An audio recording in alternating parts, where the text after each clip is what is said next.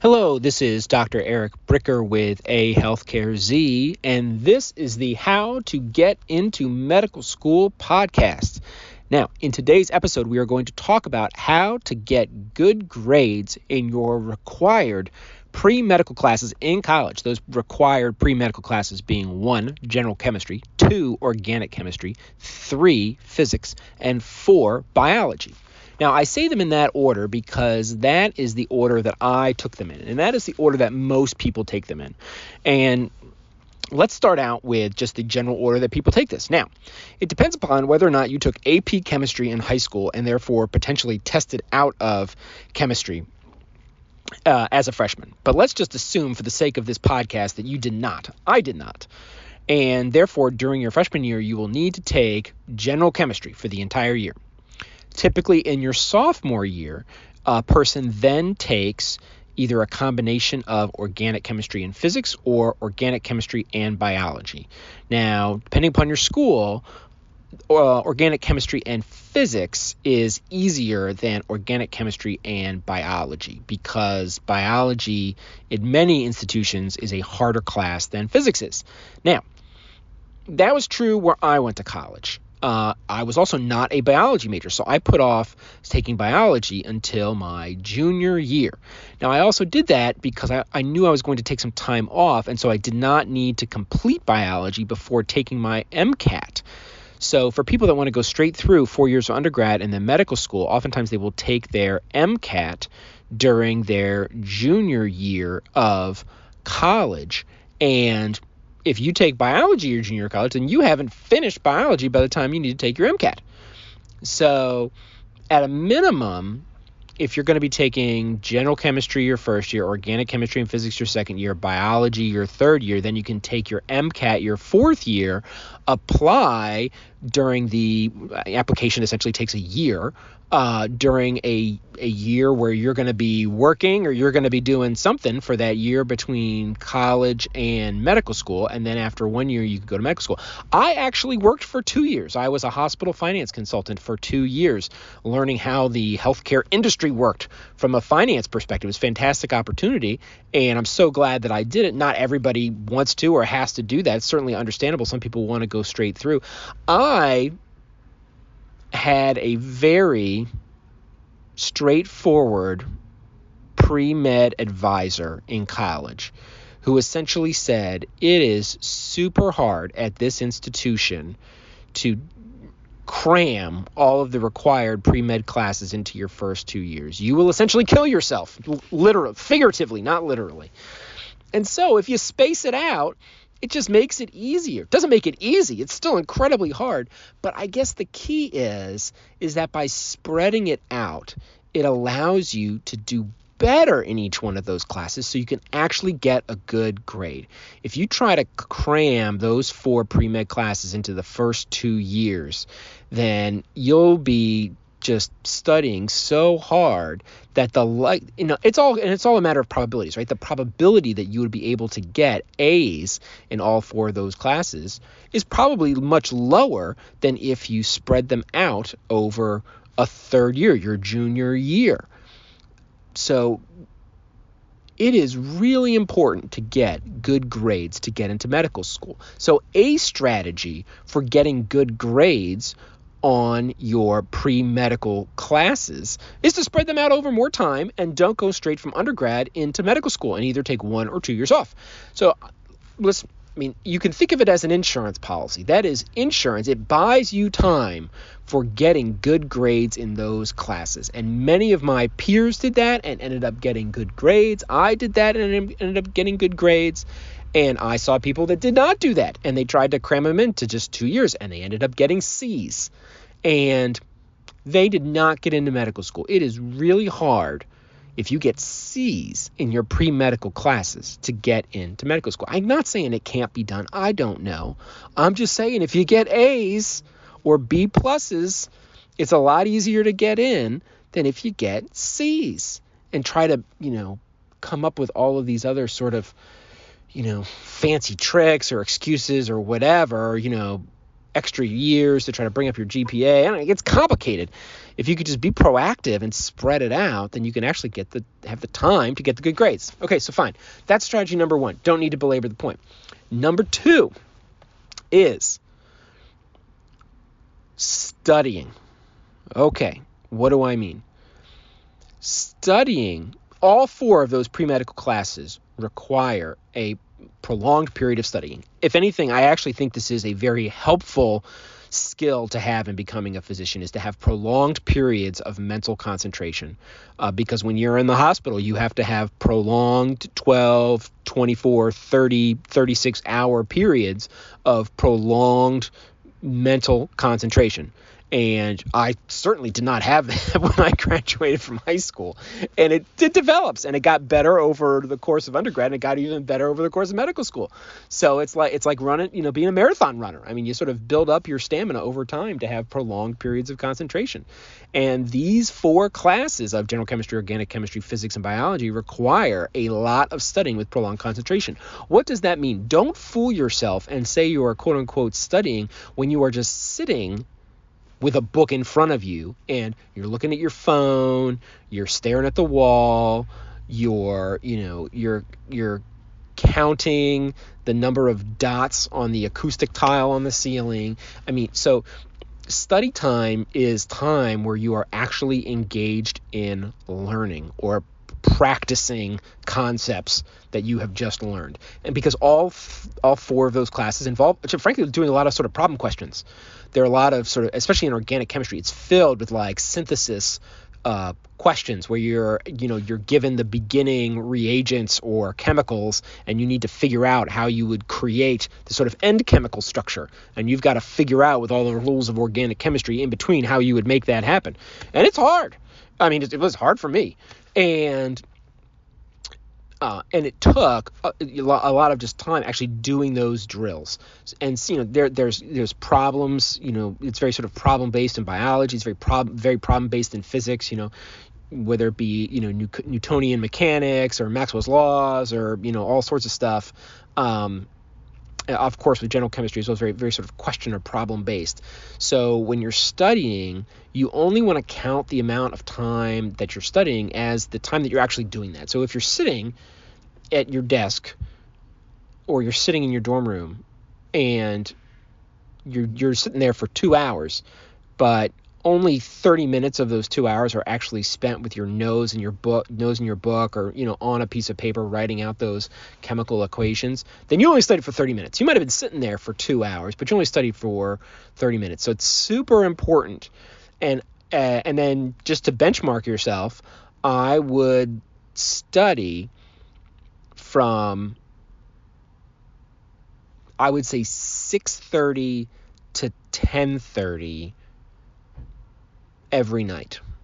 Well, let me take that back. I would study 6:30 to 10:30 Monday through Thursday.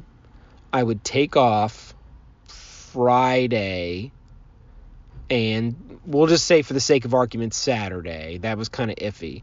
And then Sunday, I would study 1 to 5 and then 6:30 to 10:30.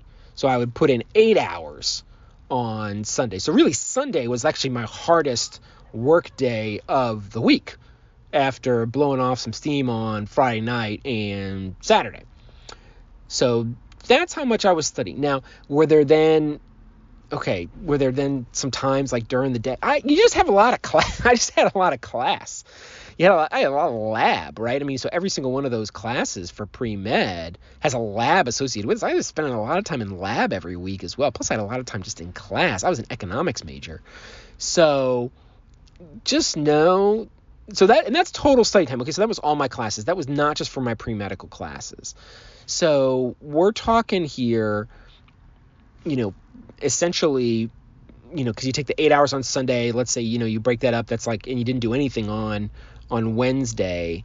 And, a lot of times on Friday, before I would, hang out with my friends or whatever, I'd put in a couple hours at the library on a Friday afternoon after my classes were done. So that's what I was looking at in terms of studying. Now, I was consistent with that. And I would say the key to studying is consistency, because you don't want to get behind. Because as soon as people get behind, I should say a lot of people, not all people, then they tend to get overwhelmed. And they're like, oh, I'll never catch up. And then they panic, and then they don't study as hard as they should or spend as much time doing it, and then it tends to get worse.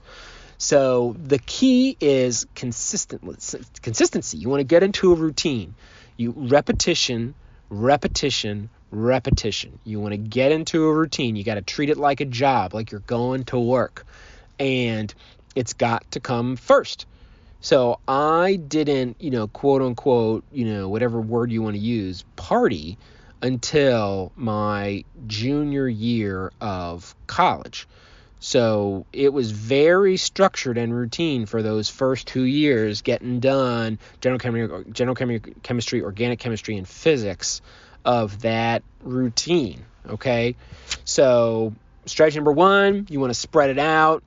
Spread out those pre-med classes. Strategy number 2, you have to put in the time in a structured, routine fashion. Okay.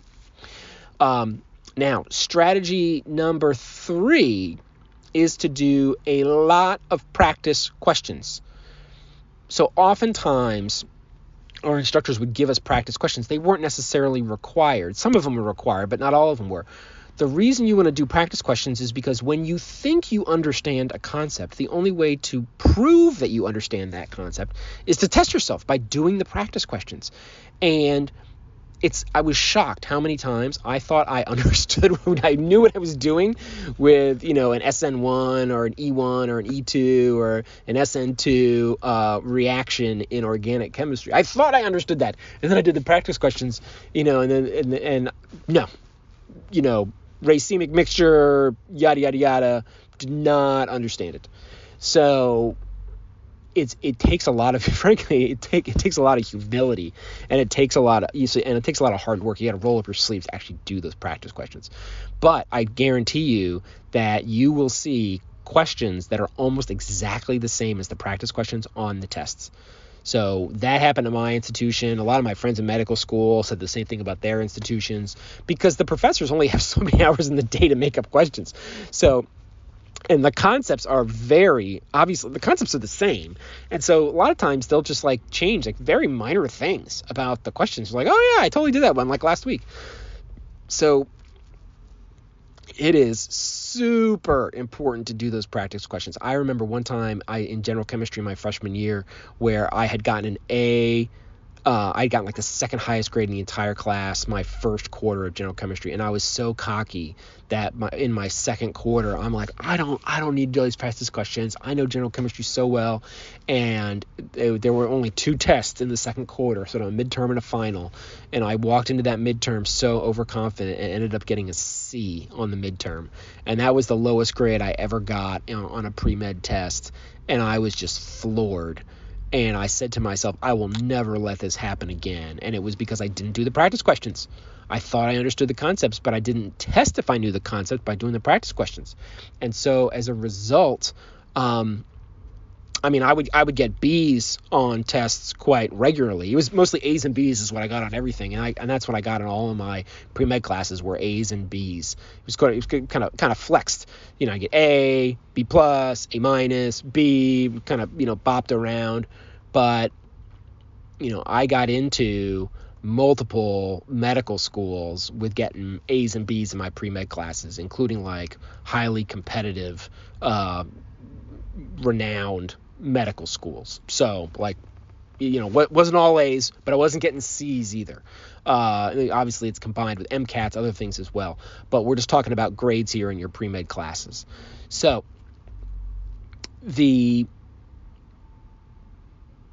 all of that put together of the 3 strategies of spacing it out, scheduled structured time, and doing the practice questions takes me to 4. Strategy number 4 is it's just persistence. And I don't think there's a person out there that likes organic chemistry. And it really comes down to delayed gratification.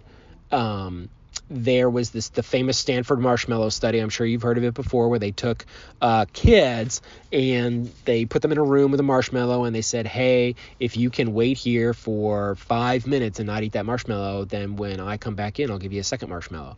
And they had a video and they watched the kids, and some of the kids could not wait the 5 minutes. They ate the marshmallow, and another group of kids could wait the 5 minutes, and the person came in and gave them a second marshmallow so they could eat 2 marshmallows. And then they followed those kids later on in life, and the kids that could wait and did not eat the marshmallow within the first 5 minutes, but waited, and then as a result got to eat 2 marshmallows. It was the kids who could delay gratification that were more successful. Delayed gratification equals success. Perseverance equals success. And there's no simple way, there's no quick way, there's nothing that you can learn, there's no trick that overcomes that. It's just a matter of paying your dues. And so it's actually not an effective use of time to try to learn all these strategies and listen to all this advice, including this podcast. I mean, turn it off right now. If you get it, don't waste one more minute listening to this thing. Move on, because you just gotta persevere. And that just gets down to how much do you want it? And I think that's a good lesson too for getting into medical school, is that it really requires the giving up of many aspects of your life. Many of my friends were partying. I was not partying. Many of my friends were playing intramural sports. I was not playing intramural sports. Many of my friends were involved in the arts or theater or what have you. I was not involved in that. When I was studying, it was a largely it was solitary. I remember the only human interaction I would have was during my study breaks. I would give myself a 10-minute study break every 2 hours, and I would see people in the study lounge. But that was kind of it. It was sort of a monastic life. And are you okay with that? And if the answer is no, but the reward of getting into medical school is worth the, not to over dramatize it, but is it worth the pain and the suffering to get in? And for some people the answer is no, and that's totally fine. There's no judgment of that at all. For other people, it's just not as painful, because they intellectually actually really enjoy it. And I think it's on a spectrum. I mean, it's not that people either don't enjoy it at all or that they really enjoy it. And so it varies. I will tell you that I did not enjoy organic chemistry. I keep bringing it up. I did not enjoy organic chemistry. I thought it was awful. I did not enjoy general chemistry or organic chemistry. I really liked physics, and I liked biology. My grades were arguably a little better in both of those than in general chemistry and organic chemistry, but I really did not like organic chemistry. I thought it was so boring. So it was difficult and boring. It's one thing if it's difficult and interesting, but it's another thing if it's difficult and boring. I mean, I would literally sit in so fine. You get the point. It's perseverance. It's like, you have to, other people have said it in different ways, but you have to sort of embrace the suck. Can you embrace the suck? And do you want to? Do you have it in you? Because it's painful. There's no other way around it. There's no way to sugarcoat it. There's no way to make it easier. It is painful. And it requires not having as much fun as other people around you. It just does. It requires you not having as much fun. Are you okay with that? All right. So the perseverance is number 4. Okay, number 5. So, and this involves going to class. So I am a huge proponent of going to class because, again, it gives you the discipline that you need in order to put in the time and put in the effort just show up. I mean, when you're a doctor, when you have a job, that's just a big part of your work. It's just showing up every day. You got to show up at the hospital regardless of how you feel. You don't feel like going to class today. It doesn't matter. You show up. And so it gets you in this routine of showing up no matter what. Now, we had general chemistry professors freshman year who would give pop quizzes. So it was academic motivation to show up because you never knew when there was going to be a pop quiz. And the pop quiz was within the first 5 minutes of class. And it was very fast, and you had to be there on time, because if you weren't there on time and you missed the pop quiz, you got a 0 on it. So that did not happen in any of my other classes except for, maybe they just did it as part of like freshman hazing, who knows, but you got to show up. Once you show up in class, it's boring. I mean, I will tell you that even though I liked physics and biology, I think the physics and biology lectures were actually fairly boring. The organic chemistry lectures were so boring, I literally would bite my thumb to like induce pain to keep me awake, because I was falling asleep in class constantly. I don't even remember a class where I wasn't falling asleep. It was so boring. So it's not a matter, it really kind of falls back onto strategy number 4, which is just the perseverance. But you just got to go to class. And certainly, did I have lots of friends in medical school who did not go to class in undergrad? Absolutely. And they didn't go to class at medical school either. But they were not necessarily as successful as other people. They did not necessarily get the residencies that they wanted to get. They did not get the locations of the residencies they wanted to get. By and large, I'll say the most successful people in medical school who got into the type of residencies they wanted to get into, became this type of specialist they wanted to become, were the ones who went to class. And they went to class in medical school because they went to class in undergrad. Obviously, there's exceptions to that, but that, by and large, and I went to the University of Illinois College of Medicine, which has the largest medical school class in the country. So I had a lot of people to look at. My sample size was fairly large. It was larger than any other medical school sample size. And that just tended to be the case. All right. Now, for all of those strategies, you're like, well, I don't want to, have a year off in between undergrad and medical school. I just want to go straight through. So I don't want to do that with strategy. I don't want to do the routine. I just want to study when I want to study. I don't want to have the routine of putting in the hours. I don't want to give up on fun in college. I don't want to go to class. There are much of getting into medical school and getting good grades in your pre-med classes is doing things you don't want to do. And again, that is very consistent with what life is like as a doctor. Being a doctor is filled with doing stuff you don't want to do, like getting up in the middle of the night to either answer the phone or go into the hospital when you really don't want to, staying up for 24 to 30 hours straight when you really don't want to, having to cancel dinner plans or a date because you got a last minute admit or one of your patients crashed, or you had to do a lumbar puncture on somebody to rule out meningitis when you actually had dinner plans, and you know what, you got to cancel your dinner plans. So there's a ton of stuff that being a doctor involves that, frankly, like, people don't want to do it because it's highly it's either tiring or it's stressful or it's inconvenient.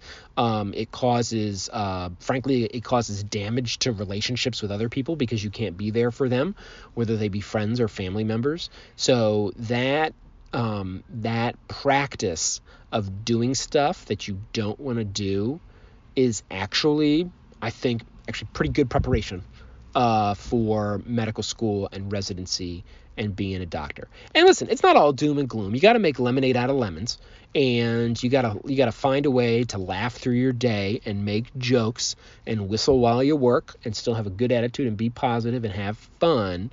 But that's got to come from inside. It can't be from the outside. It's got to come from the inside. And with that, I will end this episode of the How to Get into Medical School podcast. This is Dr. Eric Bricker.